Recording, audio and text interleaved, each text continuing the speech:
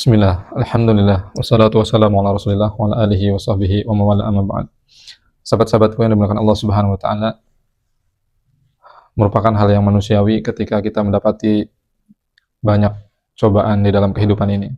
Kita diuji bertubi-tubi dengan bermacam cabaran hidup yang membuat kita merasa depresi, membuat kita tertekan, dan segala macam perasaan bergumul pada diri kita.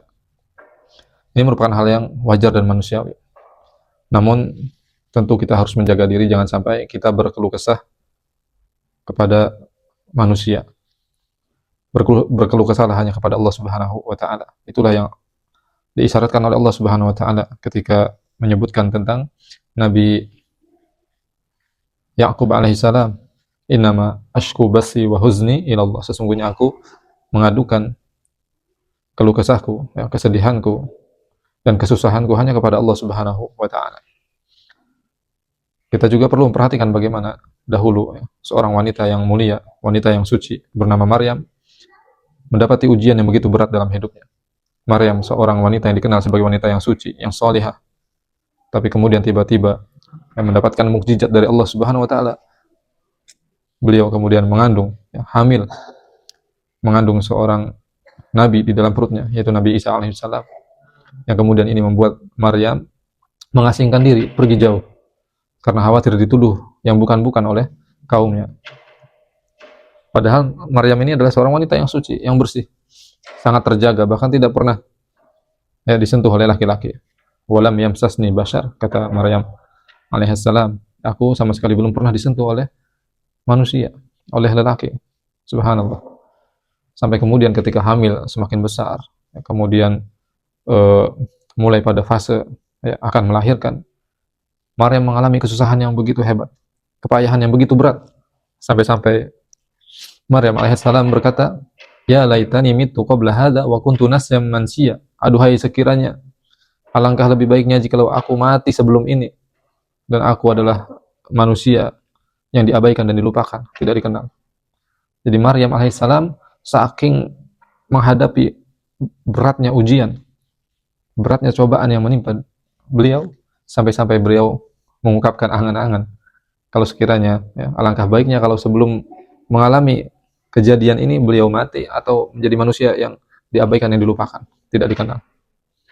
Subhanallah. Ini bukan berarti menolak akan takdir Allah Subhanahu wa Ta'ala, bukan. Ini hanya ungkapan dari seorang hamba yang lemah, tidak berdaya ketika menghadapi ujian yang begitu berat, menunjukkan kepasrahannya kepada Allah Subhanahu wa Ta'ala. Sampai kemudian Allah Subhanahu wa Ta'ala mengutus malaikat Jibril alaihissalam untuk menghibur Maryam. Fanadaha min tahtiha alla tahzani qad ja'ala rabbuki tahtaki sariya. Malaikat Jibril kemudian datang kepada Maryam dan memberikan kabar gembira kepada Maryam. Yang pertama, alla tahzani, jangan bersedih. Subhanallah. Ini pesan yang pertama. Jangan bersedih ketika kita menghadapi cobaan apapun dalam hidup ini, ujian hidup, seberat apapun, sesulit apapun, alla tahzani, jangan bersedih. Ini pesan memang secara khusus kepada Maryam, tapi secara ibrahnya, pelajarannya itu berlaku bagi kita semua. Karena hidup ini, episode-episode yang ada dalam kehidupan ini, itu akan terus silih berganti, akan terus bergulir. Hanya saja pelaku dan perannya itu berbeda-beda. Mungkin dahulu dialami oleh Maryam, sekarang kita mungkin mengalami hal yang berat seperti itu.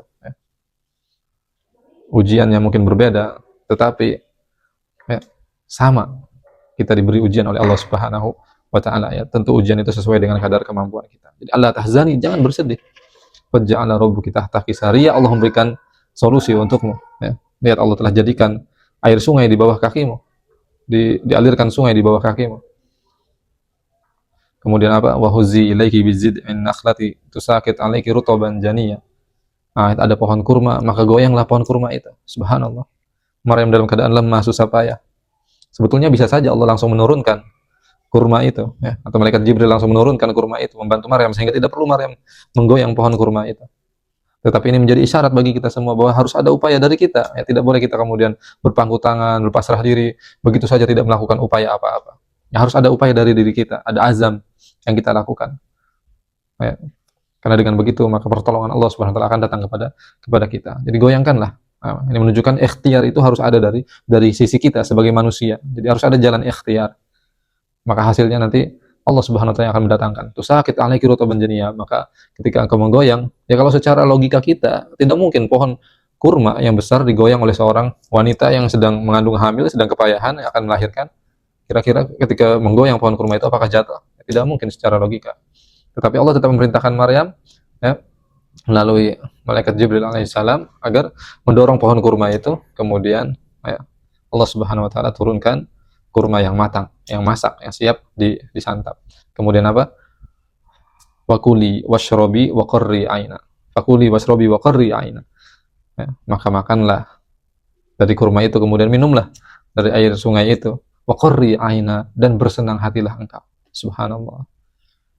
Maka kita dalam kehidupan ini ya sudah, tugas kita adalah untuk menghadapi dan menjalani apapun kehidupan yang kita lewati ya, di kehidupan dunia ini.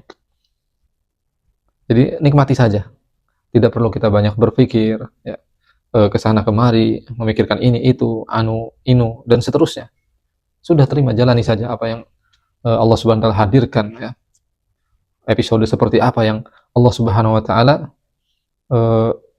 rancangkan untuk kita. Ya, skenario seperti apa yang Allah Subhanahu wa taala hadirkan dalam kehidupan kita, ya sudah kita jalani saja. Kita nikmati kehidupan kita, kita jalani dengan penuh keyakinan, kepercayaan bahwa Allah Subhanahu wa taala tidak akan meninggalkan kita sendirian. Allah pasti akan memberikan pertolongannya. Waqarri aina, bersenang hatilah. Ya. Berbahagialah. Bagaimanapun kesusahan, kesulitan hidup yang kita hadapi, segelap apapun dunia ini, tetaplah bahagia dan yakin Allah Subhanahu wa taala pasti akan mendatangkan pertolongannya. Ya, barakallahu fikum jami'an.